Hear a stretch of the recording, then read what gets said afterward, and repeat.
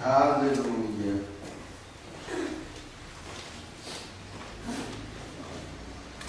Glória a Deus. Feche seus olhos. Sentindo a presença tão gostosa do Senhor nesse lugar. Senhor,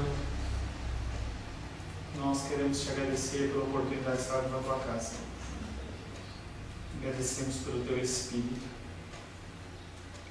Nesta manhã, Pai querido, que iniciamos a nossa escola dominical, tratamos de mansidão, Pai. Amansa o nosso coração, Pai. Derrama da tua paz, derrama do teu amor. Fala conosco, Deus. Eu preciso de Ti, Pai querido, para trazer uma mensagem aos meus irmãos e às minhas irmãs que aqui estão e que de longe assistem, Pai, através da internet. Nós precisamos ser iguais ao Senhor. Nós precisamos da Tua mansidão, Pai. Revela-nos, Pai, nesta manhã a Tua palavra, em nome de Jesus. Amém. Glória a Deus. Paz seja convosco. Amém. É um prazer mais uma vez estar aqui com vocês, louvando, adorando e bendizendo o nome do Senhor. Ontem pude, no final da tarde, estar no enterro da irmã Glória. A gente vê que as nossas pressas, as nossas urgências, as nossas correrias, elas cessam e nós não podemos fazer nada. Nós não podemos acrescentar 1 centímetro na nossa estatura ou ao tempo da nossa vida. Estava aquela senhora lá, um monte de neto, um monte de filho, de bisneto, e simplesmente a vida dela foi. As pessoas estavam chorando, normal. Mas a pergunta que se faz é: você morrendo hoje, você vai acordar aonde? Ou Deus concedendo a você mais alguns anos de vida, você vai utilizar esses anos de que maneira? Sendo irado? Sendo uma pessoa com coração duro? Sendo uma pessoa que não ama? Que não deixa ser amada? Tem tudo a ver com o que nós estamos estudando sobre mansidão. A mansidão, quando ela invade o nosso coração, a gente vive melhor, a gente vive mais tranquilo, a gente vive mais em harmonia com as pessoas. O nosso coração fica como que blindado, porque a gente não precisa provar nada para ninguém. A gente entende que as pessoas não podem mais nos ferir, porque a gente merecia muito mais. Semana passada nós falamos algumas coisas, eu vou dar um breve resumo. Falei que ninguém é capaz de ser manso a menos que seja humilde de espírito. E é uma coisa que nós temos tratado. Você não tem como ser algo da palavra e não ser outra coisa. Quando você aceita o Senhor como Salvador, quando você é inserido na família de Deus, você recebe o fruto do Espírito, na qual está composta uma série de características. Não tem como você ser manso e não ser amoroso ou não ser humilde. Não tem como. Não há essa possibilidade. Ninguém tem como, ninguém é capaz de ser manso a menos que antes seja humilde de espírito. E ninguém pode ser humilde se não se viu como um vil pecador, aquele que chora. Você tem que entrar na sua presença, olhando para o espelho e vendo quão vil pecador você é. Como você deveria se comportar e você não se comporta. Como você devia agir e você não age. Quantas palavras são proferidas que nunca deveriam ter sido nem montadas na sua mente, mas que você projeta através da sua boca e machuca as pessoas. O indivíduo manso, ele não se orgulha de si mesmo. E o orgulho é a queda, é a soberba, é o pensamento que você é melhor, ou que você merece algo mais do que você já tem. As pessoas hoje nas igrejas, elas acham que elas têm que ser vitoriosas e que elas merecem mais. E a palavra de Deus não fala sobre isso. Não falou perante os religiosos, fariseus e escribas na época de Jesus e continua falando nos dias de hoje. Você não tem direito a nada.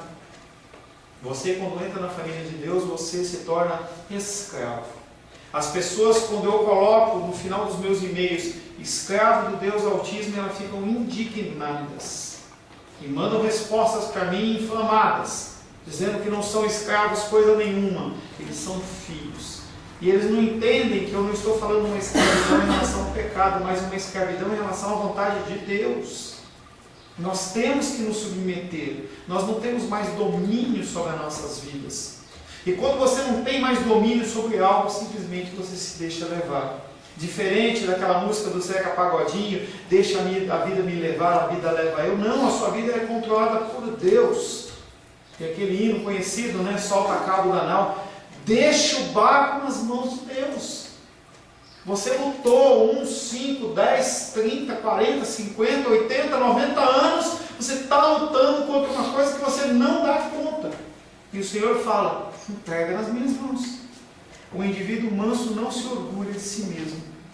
O indivíduo que é manso, ele não exige coisa alguma para si mesmo. Você não tem direito a exigir nada. É um escravo, uma pessoa que depende de Deus. Ontem, naquele enterro, vi claramente isso. Você tem plano de saúde, tem aposentadoria, você tem familiares, você tem uma casa própria, carro, mas quando o vento, quando o sopro do Espírito sai, acabou. Você não tem controle da sua vida. Falava para atingir o plano de saúde, aumentou 20%. Quem teve um aumento de 20% no salário? E se você fica se fiando nas suas coisas, nos seus controles, você vai ficar desesperado. Não quer dizer que você tem que largar a mão, mas você tem que entender que o Senhor está no controle de todas as coisas. A gente tem falado nos últimos 2 domingos sobre dízimo, não vou falar sobre dízimo hoje, mas dízimo é dependência. É você falar, Senhor, eu não consigo controlar uma enfermidade. A gente está acompanhando a cunhada do irmão Cláudio, entendeu? Sem plano de saúde. E o Senhor, Ele vai abrindo e preparando as coisas, entendeu? E a Glenda estava falando outro dia para mim assim, poxa, eu paro no hospital e dá pena, porque a gente vê aquela multidão de pessoas esperando para marcar uma consulta. Não sabe se vai marcar. Nós temos que cuidar da nossa saúde, temos que cuidar das nossas finanças, mas nós temos que confiar em Deus. Ser manso significa que não mais ficamos a nos proteger, porquanto temos entendido que nada temos a ser defendido. Você para de querer se cuidar, se proteger. Não, eu não vou amar, eu não vou ter contato com A, B ou C, porque ela pode me magoar. Não, nós temos que ter o coração aberto, entendendo que o Senhor é aquele que nos protege, o Senhor é aquele que nos guarda.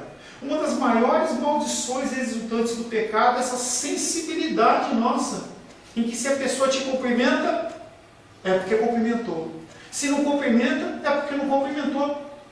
E se eu venho trazer uma palavra dura, algumas pessoas vão reclamar porque é dura. Se eu trago uma macia, fala que é porque é macia. Se eu falo de dízimo, só quer dinheiro. Se eu não falo de dízimo, não está em aí pelas minhas finanças. E a gente somos eternos insatisfeitos. Essa sensibilidade nossa tem que acabar, porque a gente sofre. É o tempo inteiro esse processo de sofrimento. Falei na semana passada também que aquele que já está caído não precisa temer a queda. Você está no chão. A sua posição é prostrado perante Deus. Não tem como você descer mais. Quando você entende isso, seu coração se acalma. Deixa ser levado. Quando alguém vê verdadeiramente a si mesmo, sabe que ninguém pode dizer algo a seu respeito que seja exageradamente mal. Qualquer coisa que alguém venha a te acusar, qualquer coisa que alguém venha falar de você, está fazendo pouco, porque você é pior. Quando as luzes se apagam, quando você fecha a porta do seu quarto, só você e Deus sabem o que passa na sua cabeça. Ninguém sabe. A gente se veste como crente, a gente tenta falar como, mas quando a gente se fecha nos nossos pensamentos, sai cada coisa. Sai cada coisa. Finalizamos a aula da semana passada, nós vamos ler novamente. Quero convidar você a abrir 1 Pedro, capítulo 2, verso 21 em diante. Eu vou ler. 1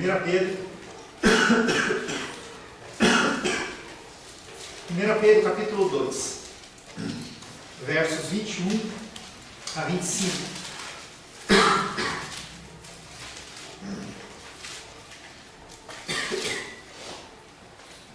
Assim diz a palavra de Deus, em 1 Pedro, capítulo 2, versos 21 em diante. 1 Pedro está no finalzinho da Bíblia. Porquanto, para isto mesmo fostes chamados, pois que também Cristo sofreu em vosso lugar, deixando-vos exemplo para serem seguidos, exemplo para seguir os seus passos, o qual não cometeu pecado, nem dolo algum achou em sua boca, pois ele, quando ultrajado, não revidava com ultraje. Quando ultrajado, não revidava com ultraje. Quando maltratado, não fazia ameaças, mas entregava-se àquele que julga retamente, carregando ele mesmo em seu corpo sobre o madeiro os nossos pecados, para que nós, mortos para os pecados, vivamos para a justiça.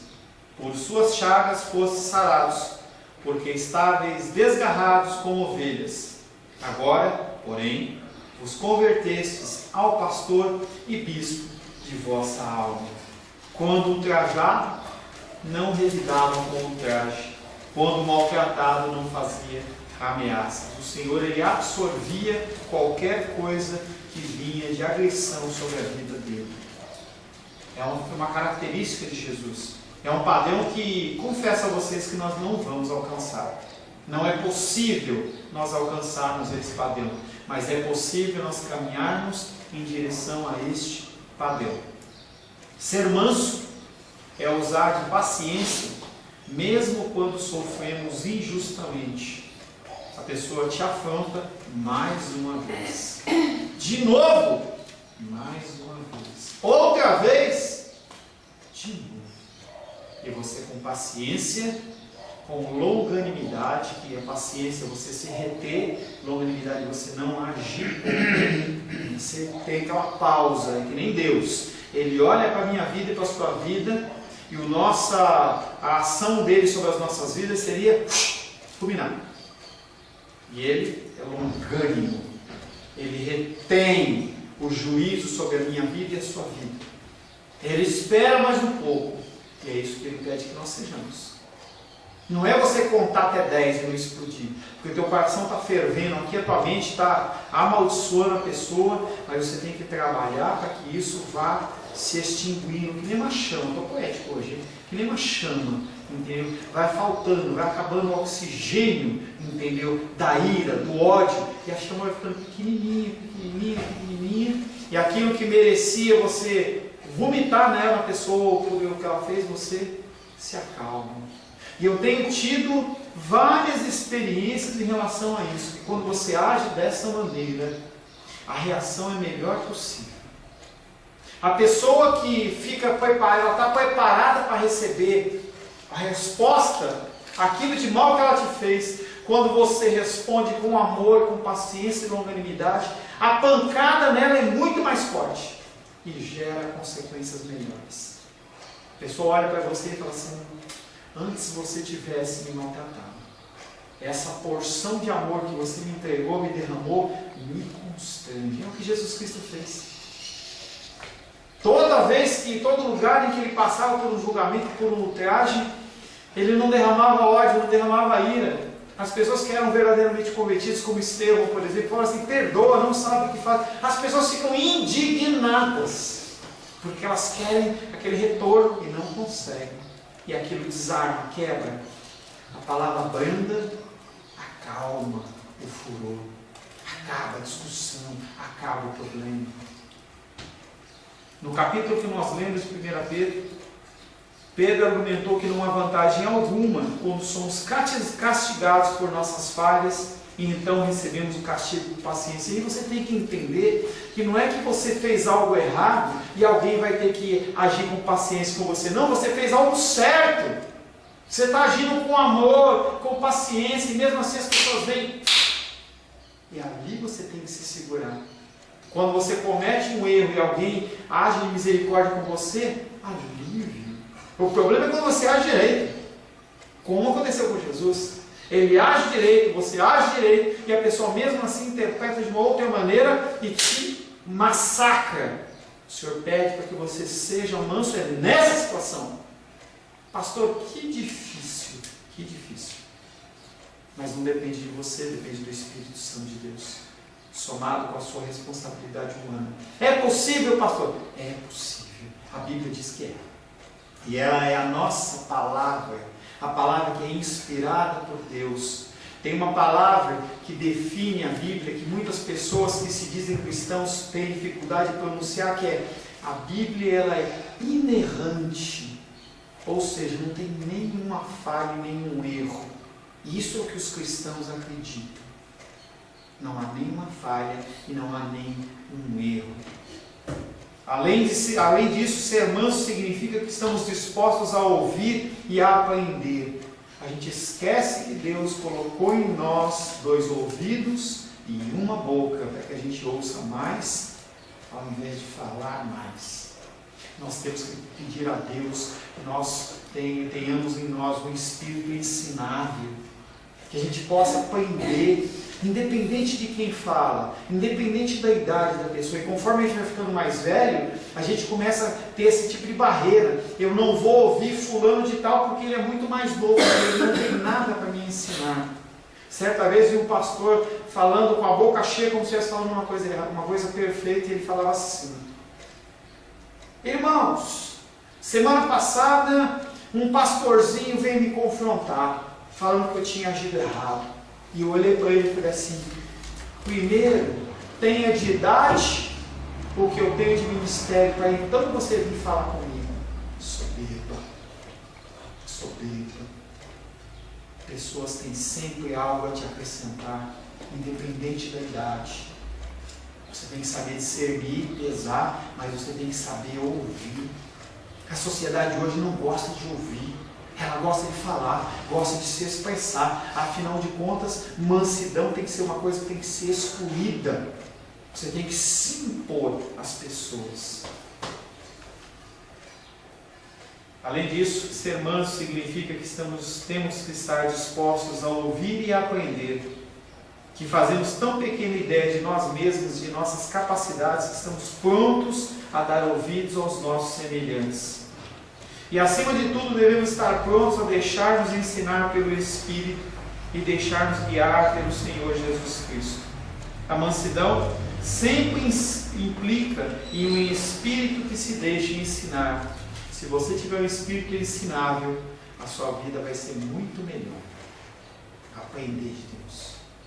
Conceitos que às vezes vão de encontro com coisas que você acreditou a vida inteira, mas que a palavra de Deus se descortina a você e você entende que aquilo não é verdade, aquilo é um entendimento falho. Mas pastor, eu acreditei a vida inteira nisso.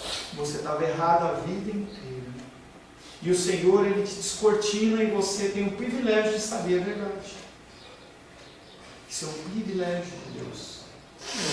Aí você fala assim: poxa, mas é tudo tão complicado. Não, a vida ela é assim mesmo. Nós vivemos num contexto dinâmico. Você não conquista algo e fica parado. Você está sempre em movimento. Dentro do cristianismo é assim. É um exemplo que eu dou sempre para as pessoas, para os meus alunos em especial. Você entra numa sala, você explora aquela sala inteira e aí você fala assim: eu sei demais. E aí uma porta se abre. Você entra numa sala muito maior em que você não conhece absolutamente nada.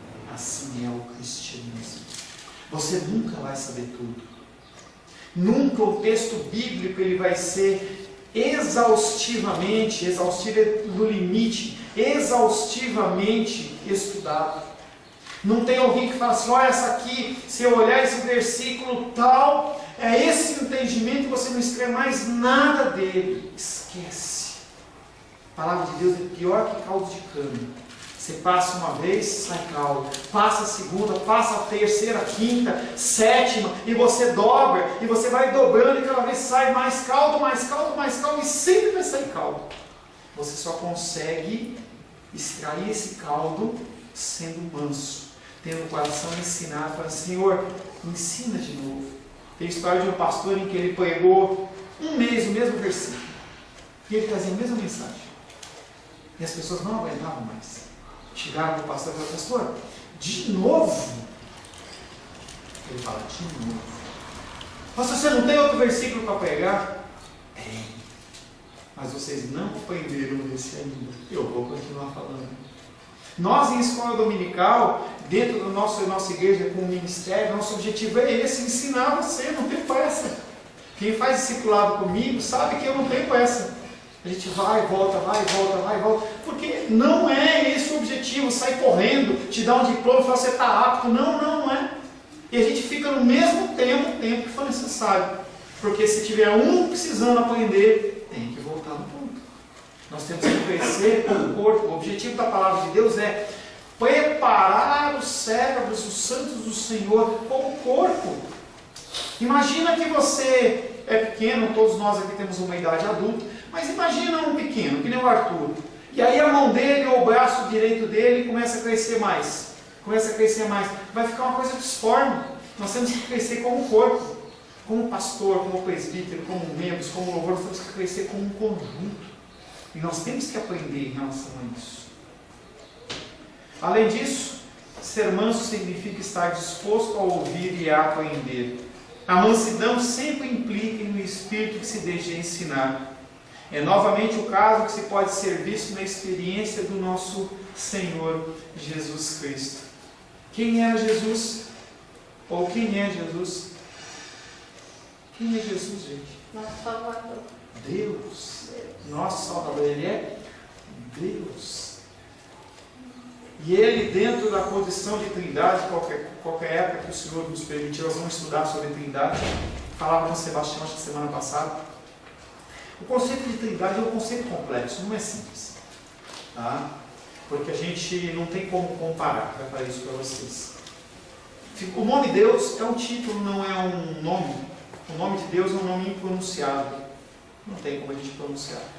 É representado por 4 letras, que chama um tetragrama, que são 4 letras, chamado YHWH, em que alguns traduzem por Jeová, outros por Yahvé, mas na verdade não é nenhum nem outro. É um nome que ele não é pronunciável, no sentido não pode ser pronunciado. Quando fala que nós não temos que tomar o santo nome de Deus em vão, não é, ai meu Deus, ai Jesus, não é isso. É esse nome impronunciável. E os judeus tinham um respeito enorme. Se você pegar os textos ou livros judaicos, você vai ver que eles não colocam nem Deus por extenso, eles colocam D, apóstrofe e o S, dando um simbolismo, porque esse nome é um nome que tem que ter reverência. Jesus Cristo, ele fazia parte de Deus, ele faz parte de Deus sendo 3 pessoas numa só. A gente não consegue entender isso, porque a gente tem um conceito da física em que dois objetos não podem ocupar o mesmo lugar. Mas dentro da Trindade, no sentido espiritual, sim. Nós temos a figura de Deus Pai, Deus Filho e Deus Espírito Santo. São 3 pessoas com 3 funções diferentes. Não há Deus sem Jesus, não há Deus sem o Espírito Santo e não há Deus sem Deus Pai. Mas Jesus Cristo, como Deus, ele não usurpou o ser igual a Deus. Ele se submeteu. Quando você lê os Evangelhos, você vê isso. Pai, o que eu faço? O que eu devo fazer? Eu oro buscando a direção de Deus. É um exemplo para mim e para você. Ele sendo Deus, ele não passou para frente, eu sei os planos, vou resolver, não. Ele se submeteu. Embora Jesus Cristo fosse a segunda pessoa da bendita Trindade, ele tornou-se homem. Ele se humilhou deliberadamente ao ponto de depender inteiramente de que Deus lhe conferisse, de que Deus lhe ensinasse e que Deus lhe dissesse o que fazer. E mais, quando ele morreu, quem ressuscitou não foi ele por ele mesmo, foi Deus através do Espírito Santo. Até nisso ele se submeteu. Um ser que através da palavra criada, tudo foi criado. Ele foi um instrumento, todas as coisas foram criadas por ele, para ele e através dele. Força mesmo assim, não vou sacar minha autoridade, não vou dizer que eu mando, não vou dizer que eu faço, eu me submeto. Cristo humilhou-se ao fim de chegar a esse ponto, e é isso que se deve entender por mansidão, você se humilhar ao máximo, você não se colocar como o poderoso, nem como digno de nada. É muito importante que deixemos tudo, nós mesmos, nossos direitos, nossa causa, nosso futuro, todo nas mãos de Deus. E especialmente quando sentirmos que estamos sofrendo injustamente. Você vai conseguir abandonar essas coisas todas de uma vez? Não. É o que nós falamos sempre. O processo, ele é progressivo. Você vai deixando pequenas coisas para depois deixar outras coisas. Não adianta você querer, a partir de hoje eu vou ser manso, senão eu vou colocar uma corda no pescoço e vou me matar. Você vai se matar, porque você não vai conseguir. Para você que está me enxergando aí, é uma criancinha que passou ali, eu dei tchau para ela, eu dei tchau. Então o cara vai falar assim, pô, tô entendendo na internet lá, o cara tá dando tchau, sabe que alguém tem que ir embora da igreja dele, não sabe, né? Nós não conseguimos chegar nesse padrão de mansidão. É algo que é um alvo longínquo. É como se você não soubesse nada de um assunto e você tivesse que saber tudo dele. Não consegue. Nós temos que continuar caminhando. Continuar caminhando. Pastor, mas eu me olho e eu vejo ainda que eu estou de 1 milhão, eu estou no 0,1. Glória a Deus que você saiu do zero. Glória a Deus. Nós temos que continuar caminhando. Cada um tem uma velocidade. E isso é amor e mansidão também. Eu não posso olhar para a Diene e achar que ela tem o mesmo crescimento da dos reis. Ou não posso achar que a Rosana tem que ter o mesmo crescimento da Rosário. Não há esse tipo de comparação. Não é uma corrida em que você corre com pessoas. Você corre só consigo mesmo. É um treinamento solitário. No sentido de, não há comparação. Quando você vai na escola e você faz uma prova, eu tirei 9. Quanto você tirou, Belém? Eu tirei 8. Eu sou melhor. Não há esse tipo de comparação. Porque a comparação é Deus, é Jesus Cristo, que Ele é o 10. Você nunca vai chegar na frente. E como segundo, você tem que sempre aprender com os seus erros, no seu tempo, na sua velocidade, mas sempre em movimento, sempre caminhando. É muito importante que deixemos tudo, e tudo é tudo mesmo. É necessário aprendermos, juntamente com o apóstolo Paulo, que a nossa norma precisa ser Romanos capítulo 12, verso 17 a 19. Quem encontrar, leia por gentileza. Romanos capítulo 12. Fabiola, eu não ouvi você ler ainda. Você lê para mim? Romanos capítulo 12. Mateus, Marcos, Lucas, João, Atos, Romanos 17 em diante. Romanos capítulo 12, versos 17 a 19. A Fabiola vai ler para nós. Não torneis a ninguém mal por mal. Esforçai-vos por fazer o bem perante todos os homens. Se possível, quanto depender de vós, tende paz com todos os homens.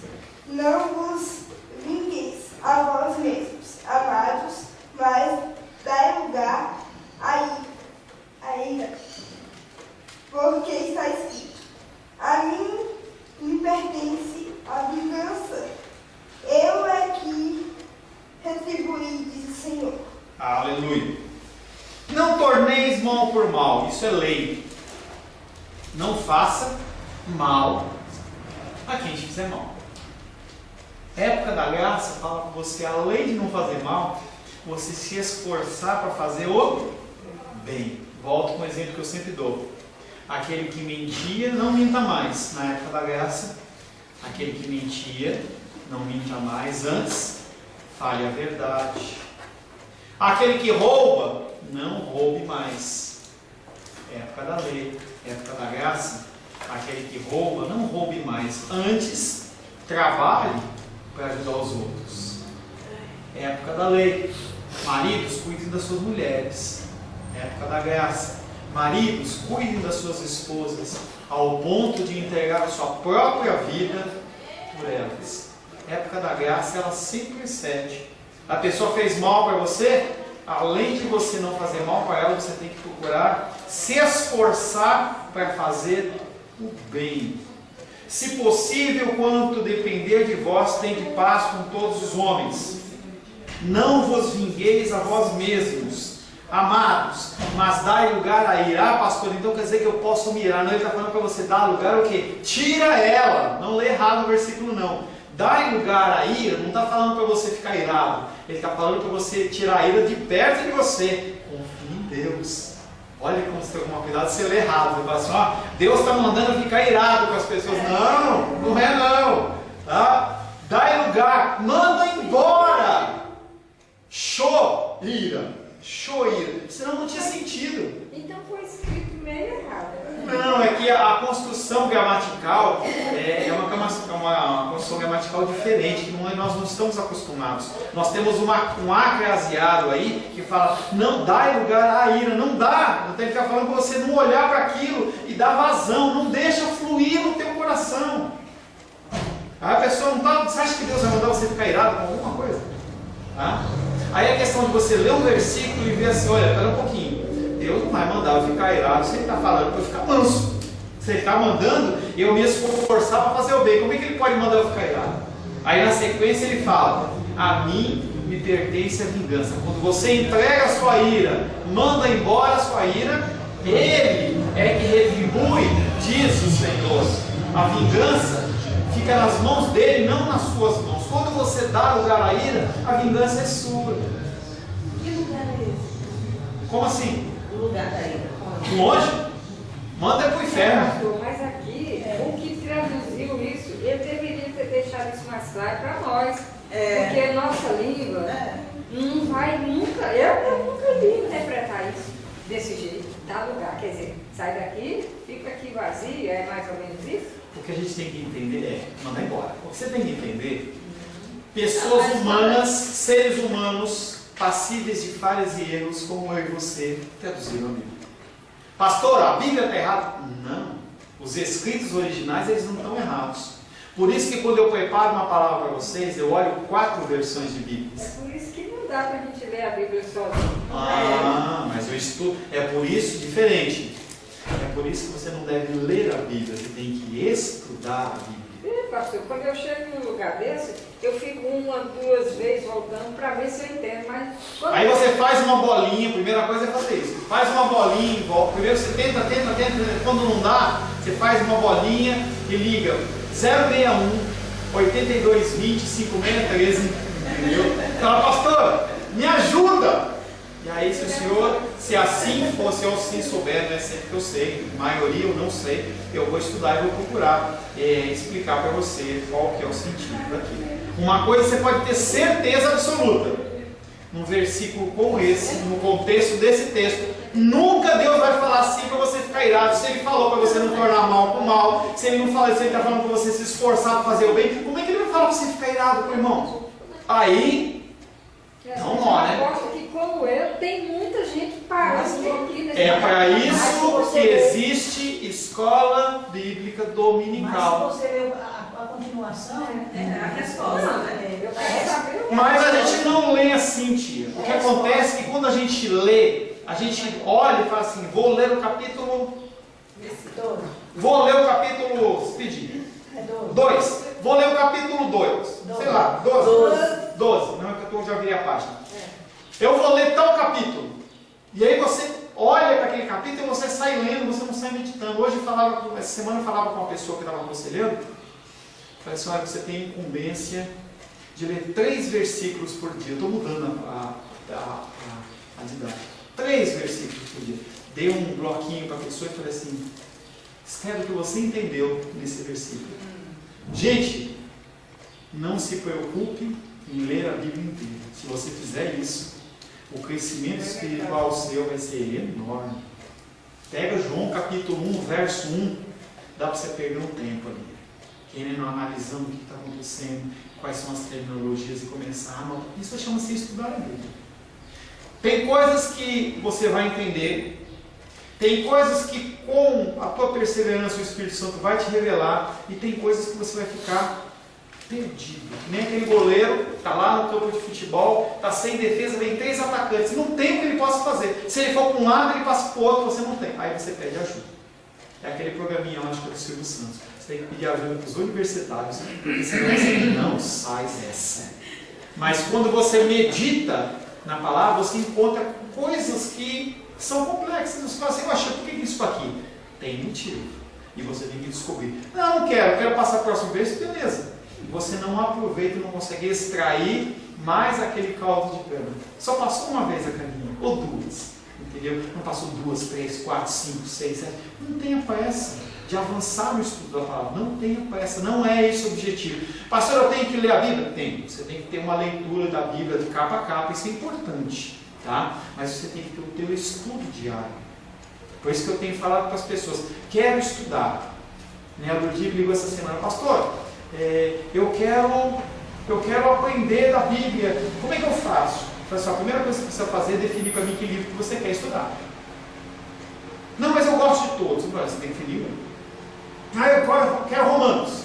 Tá, então em Romanos já tem um comentário bíblico para indicar para ela. Porque quando ela for ler a Bíblia, ela vai ler o versículo e ela lê a interpretação que a pessoa deu. Somado com o Espírito Santo, somado com o teu entendimento, você cria um entendimento mais concreto em relação àquilo. Não satisfeito, você tem que procurar mais fontes. Mas o básico ele resolve no comentário bíblico. Vou ler só e interpretar. Nem tudo você vai conseguir. É aquilo que eu falei para vocês. Quando eu dei o estudo de Ezequiel para vocês, eu usei 2 livros como base, que eram 2 livros desse tamanho assim. 2 livros de 600 a 1000 páginas cada um. A pessoa levou 30 anos estudando Ezequiel. Por que você acha que você vai sentar e você vai entender de uma vez? Não vai, gente. Dentro do contexto bíblico, você tem o básico, que é o que você pegar a Bíblia e ler. Você tem princípios básicos, já servem para nortear a sua vida grandemente. Pastor, eu quero mais. Tem que estudar. Você tem que buscar elementos. Você tem que entender que junto da literatura bíblica, que ela é suficiente, eu não estou dizendo que você precisa de outras coisas, ela é suficiente. A Bíblia ela se basta nela mesma. Um conceito como esse, entendeu? Rapidamente você ia conseguir entender que a ira, Deus não está mandando você ficar irado, é que a gente passa batido, na verdade é isso. Mas você tem o contexto da época. Como que era o contexto?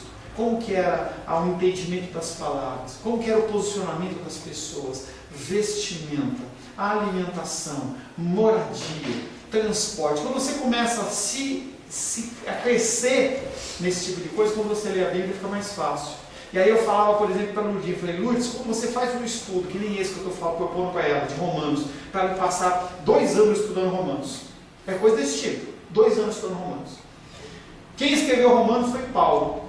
Quando ela for ler Colossenses, quando ela for ler Filipenses, a estrutura da escrita de Paulo já está na cabeça dela, porque ela estudou Romanos. Vai ser muito mais fácil ela entender o contexto de Colossenses, Filipenses e todas as outras cartas paulinas. João a mesma coisa, e todos os outros escritores bíblicos. Entendeu? Pastor, não tem uma pílula mágica? Não tem uma pílula mágica. Tem coisas que eu não vou entender, tem coisas que você não vai entender. Tem pessoas que olham para a gente e falam assim, gente, tem coisas que você tem que acreditar, não tem o que fazer. São mistérios. Mistérios, eles são mistérios. O Senhor, ele se revela quando Ele quer. Nunca alguém vai ter uma revelação plena de Deus. Não existe isso. Deus, ele é muito mais do que nós podemos pedir, pensar, imaginar. A nossa mente não consegue imaginar Deus, porque o nosso padrão é humano. Então o Senhor, ele vai se auto-revelando para mim e para você em porções. Chega para uma criança e começa a colocar feijoada na boca dela. Feijoada. Você mata ela. Ela tem que comer um pouquinho, ela é pequenininha, ela come um pouquinho, depois come um pouquinho mais.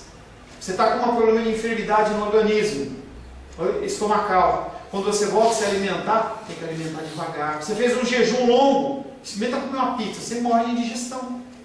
A palavra de Deus é dessa maneira. Cada vez que você vai estudando, você descobre que você não sabe nada. E você não sabe nada. Mas se você compara o que você sabe hoje para um ano atrás, você aprendeu muito. Quanto tem mais a ensinar? Mais do que você pode imaginar. É aquele texto que nós lemos na semana passada que falava assim: se fossem colocados os milagres de Jesus, nem todos os livros do mundo caberiam. Se Se você olhar racionalmente para isso, eu já falei semana passada, eu explico novamente. Se você olhar racionalmente, é impossível você imaginar que o escritor bíblico ele está falando de uma maneira literal. Porque a gente tem muito livro no mundo. Apesar de Jesus Cristo ter feito 3 anos de milagres intensivos, é uma utopia a gente achar que não cabe. Então você consegue entender isso sabendo um pouco do que? Gramática, é uma figura de linguagem chamada hipérbole. Ele está falando algo, dando a entender para vocês que o que foi relatado é muito pouco em relação ao que Jesus fez. É uma figura de linguagem. Os escritores bíblicos, eles são inteligentes. Mas ele era pescador. Não, ele foi instruído pelo Espírito Santo. Então as construções, elas são muito perfeitas. São muito bem feitas. Quando você analisa, por exemplo, Gênesis capítulo 1, 2, 3, em que as pessoas colocam e veem a criação, vê todo aquele movimento, as pessoas não acreditam. E elas falam, não, aquilo é uma historinha. E aí o pastor Ayrton tem um livro, que ele é a tese do mestrado dele, em que ele fala sobre o princípio. E ele fala assim, bom, se eu quiser guerrear com ateus, se eu quiser guerrear com cientistas dentro do campo teológico, não tem conversa. Entenda que não tem como você discutir teologia com quem não acredita em Deus. Essa é a primeira coisa que você tem que entender. Um budista vem falar para você, querendo falar que você está errado, não tem como você conversar com ele, porque os padrões de crença são diferentes. O que você pode apenas é falar do que você acredita. Mas não há como você discutir. Não, Buda é mais novo, é mais velho, não tem como, ele não acredita e pronto.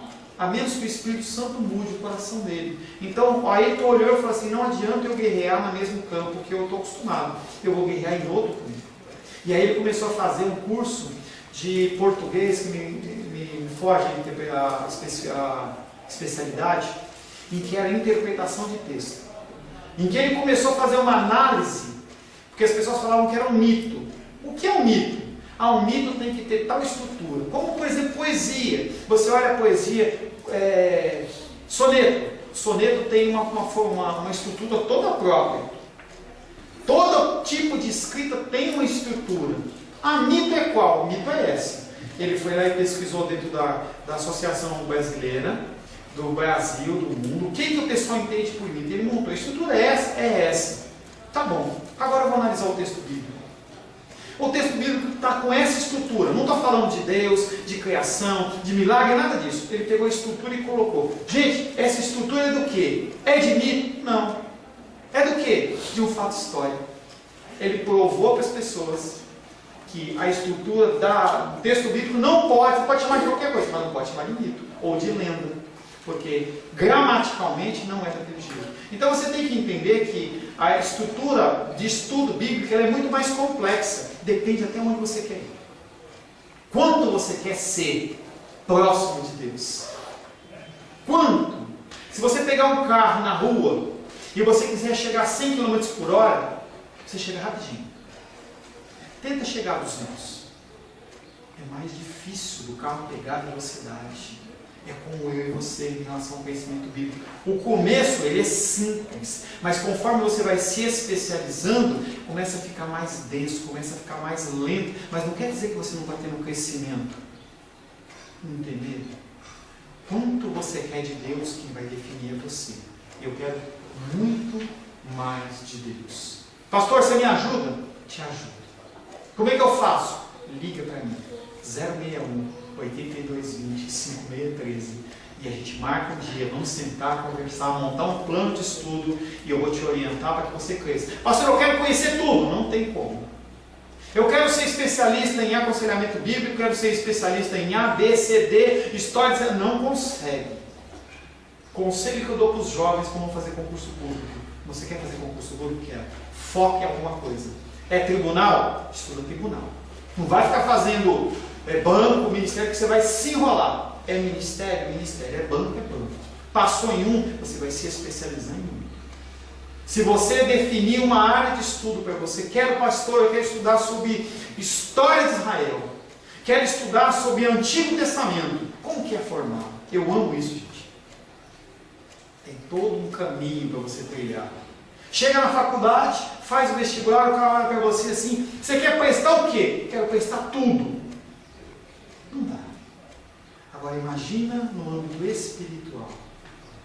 Você precisa começar a definir na sua vida. Pastor, eu tenho 80 anos. Eu tenho 86 anos. Se você está vivo, você tem coisa para fazer na terra ainda. Viu, irmão Cláudio? Tem coisa para fazer ainda. Eu não consigo, eu sou devagar. Não tem problema. Você tem todo o tempo que o Senhor te der de fôlego de vida para você se especializar e você aprender o máximo possível daquele assunto. Mas que assunto eu escolho? Aquele que me inflama no coração. Aquele que o próprio Deus colocou no teu coração como algo que arde no teu coração. Alguns gostam de Isaías, né? Outros querem Romanos. Não importa. Você tem que se especializar em alguma coisa. Amém? Acabou. Comecei a ler a Bíblia em janeiro de 2015, lendo só na calada da noite, quando não tem ninguém me perturbando. E agora que eu cheguei em Jeremias. Agora, isso porque eu já pulei muita coisa que eu não entendi mesmo, falei, eu desisto, porque eu não dou conta. É o Isaías, que é muito difícil, e essa outra por aí. Deus me livre, um livro difícil daquele. Intervalo. Em nome de Jesus.